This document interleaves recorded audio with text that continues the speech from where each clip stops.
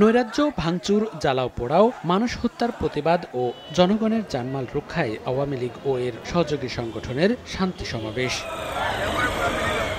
শনিবার দুপুরে সিলেট নগরীর মদিনা মার্কেট এলাকায় সমাবেশ করেন সিলেট মহানগর আওয়ামী লীগ ও অঙ্গ সহযোগী সংগঠনের নেতাকর্মীরা। খণ্ড খণ্ড মিছিল নিয়ে নেতাকর্মীরা এই সমাবেশে যোগ দেন।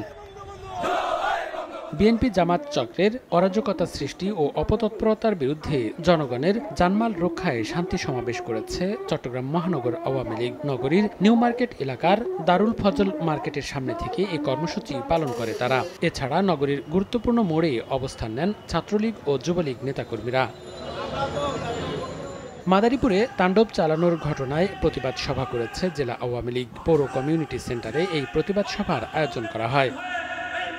আওয়ামী লীগের দলীয় কার্যালয়ে আগুন ও সহিংসতার প্রতিবাদে হবিগঞ্জে বিক্ষোভ সমাবেশ ও মিছিল করেছেন নেতাকর্মীরা। শহরের শিরিষতলায় বিক্ষোভ সমাবেশ শেষে মিছিল বের করা হয়।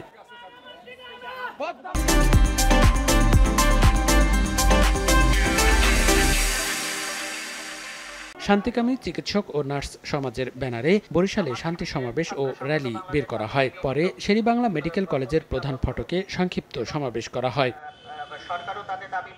ঝিনাইদহে শান্তি মিছিল ও সমাবেশ করেছে আওয়ামী লীগ। দলীয় কার্যালয় থেকে একটি মিছিল বের করা হয়। এটি পায়রা চত্বর ঘুরে একই স্থানে গিয়ে শেষ হয়।